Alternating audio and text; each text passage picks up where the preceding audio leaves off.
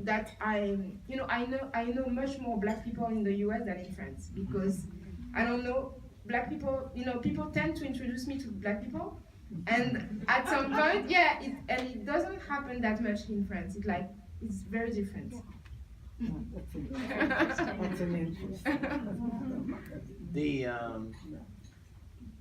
the other thing, you mentioned Arabs and how they're treated.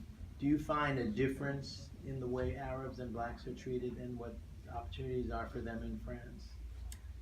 Yes, I think that like Arabs are a little more exposed to police brutality than blacks, and that if you see the official figures, Islamophobia targets mostly Arab people, even if they are not Muslim. I think that 70% of the Muslims are Arabs, which means that 30% of them are blacks, and half of the black people in France are Muslim. But when you're black, you're not seen as a Muslim person, so you're never targeted as a Muslim, except if you wear like a visible religious sign, which means that all the Islamophobia that is going on is mostly directed towards Arabs. And I would say that if you want to be like very to caricature, like people fear Arabs, and they I would say that they take black people as like big child, you see? Yeah. So it's not the same kind of dislike. It's like Arabs are rejected, but blacks are funny, so it's like, I don't know, it's a different form of racism. And we need to say that there is also also racism between blacks and Arabs. So because historically there have been slavery in the north of Africa, so that has also been imported in France, and that also exists. Just a couple of days ago, there was an incident involving Decathlon, the sporting goods store. Can you talk a little bit about that? Yes. So Decathlon, which is the biggest retailers of sports material, and which is French, has decided to create a hijab for runners.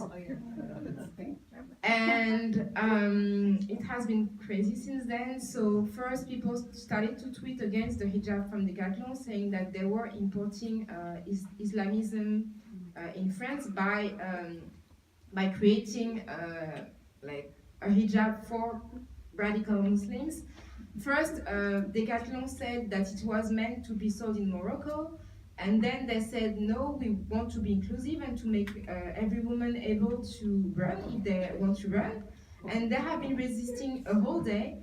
And at some point, people went to, they wrote to them, they threatened physically people who were working in the stores.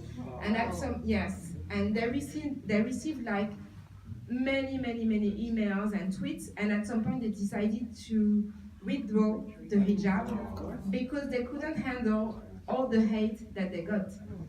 And in the meantime, like between the moment the fact that the hijab existed was made public and the withdrawal, many politicians commented that it was like ministers, MPs to say that it was unacceptable. And the thing is that, yes, and the thing is that all of them said it was legal because the law allowed.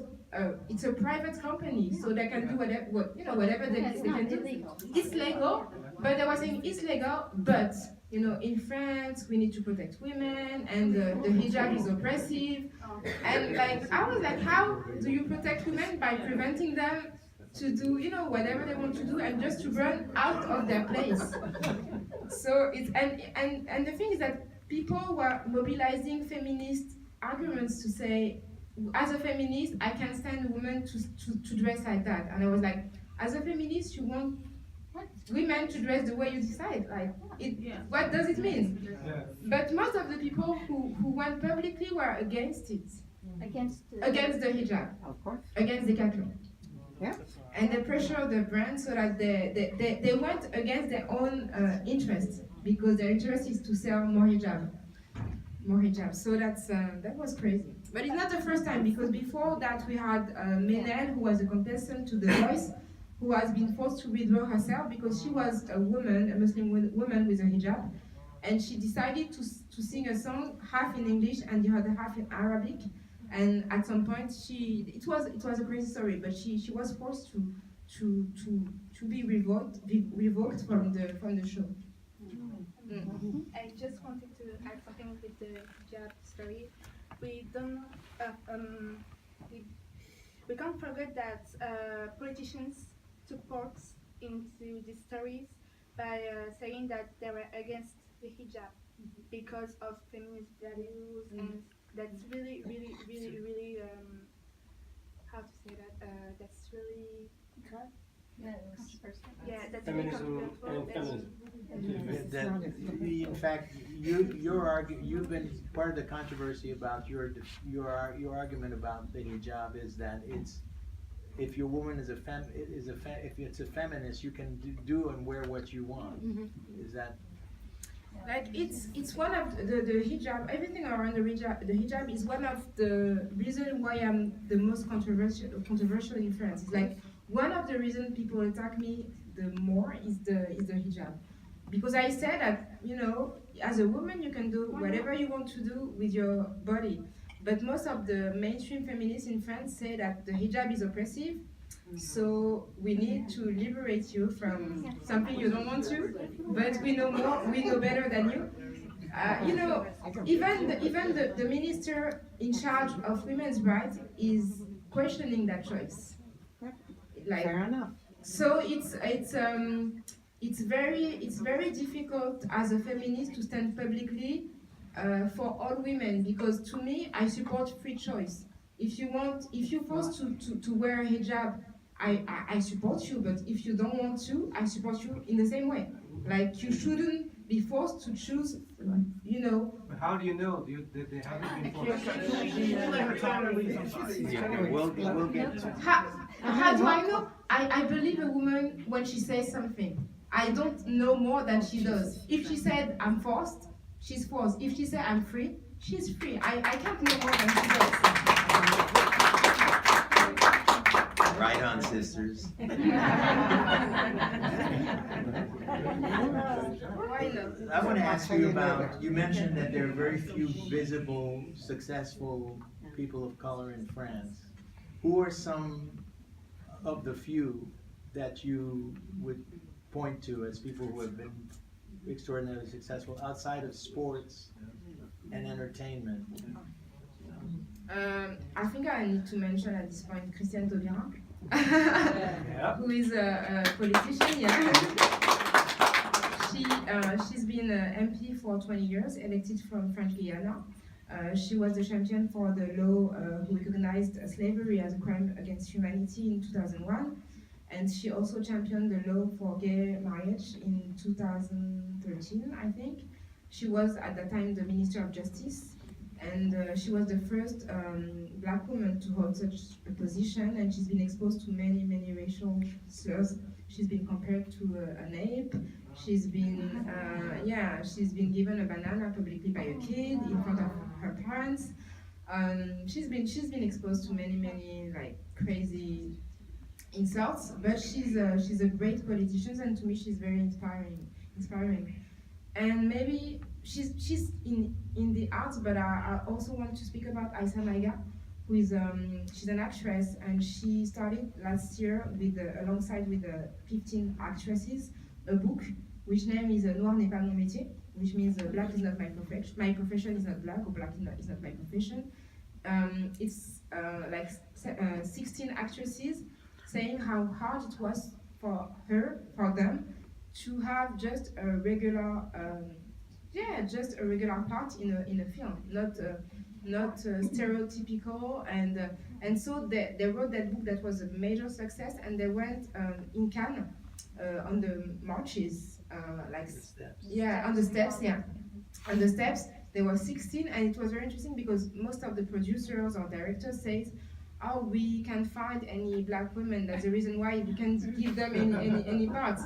And you had like 16 women from 20 to 70 in different shapes, different complexions, different hair, saying we're here. We just need to have a chance to exist in the public imaginations, because French movies last week there were the César, which are the French Oscars.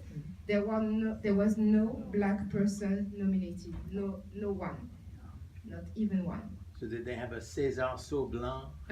Yes, we had actually. I host a podcast, and the last episode was César So White. Let's get back to the U.S. a little bit, your perspective. We talked about police violence in the United States, but that's one part of the whole spectrum of things. I've heard, and one of the reasons we came up with this topic is I hear increasingly from black French friends that they want their kids to go to the States or they themselves go to the States for greater opportunity. Some of the top French writers like Alain Mabankou have found tenured positions in American universities, for example, and not been offered those same things until much later in French universities. Are you seeing a pattern of people going to the States and seeing that as a greater opportunity? Yes, I have to admit that I've seen many people going to the States, not only to have a position, but also to study. Like, if you want to study race in the French university, it's very difficult. It's very difficult to be taken seriously, especially if you're a minority, because you're seen as, doing something very subjective. So I have seen many people going not only to the US, but also to Canada or to the UK, because the opportunities are different. The French university is still very, very white. You don't have many maîtres or maîtresses de conférence who are people of color. And when they are, it's very difficult for them to focus on topics related to race or to cultural studies. So I can name also someone like Mabula Soumaoro. She had her PhD here in France, but she also taught in Columbia University, and it was very helpful for her to have that degree from Columbia University to come back to France, because it makes you stronger once you're recognized in the US. You have the label US to come to France and to see that people see that you're someone like, yes. So that's still an issue, and I think that many people look up to the US, and it's negative in another way, because we don't have many references from our own culture. Like, for example, if we think about a figure of reference regarding the anti-racist struggle, we tend to think about Malcolm X or Martin Luther King, and we don't think about the French, the French people like François Fanon or Aimé Césaire, or like the sisters Nardal. And I think that we need to also to know better about our stories, and not only always refer to the US, because it makes us weaker. I am sorry. That's okay. It's interesting. I went to a conference the last 2 days at the Sorbonne on the Caribbean presence in France, and it was a whole group there were 15 speakers, and I think 13 were white. and I thought in the United States, it would probably be the reverse, But almost all of the scholars were white scholars. They were good scholars, and I'm sure they've done really important work. But they talked about the Nardal sisters. These were two sisters who had salons in Paris in the 30s, where all the black intellectuals gathered, and they put out a magazine. They were very influential in the thinking of Césaire and many of the people from that period. It's a tiny group. Yes, but it was just interesting I study slavery and colonization for some research I'm doing, and invariably all the experts here are white on the subject. It's quite remarkably different from the United States. We're going to get to questions. Just give me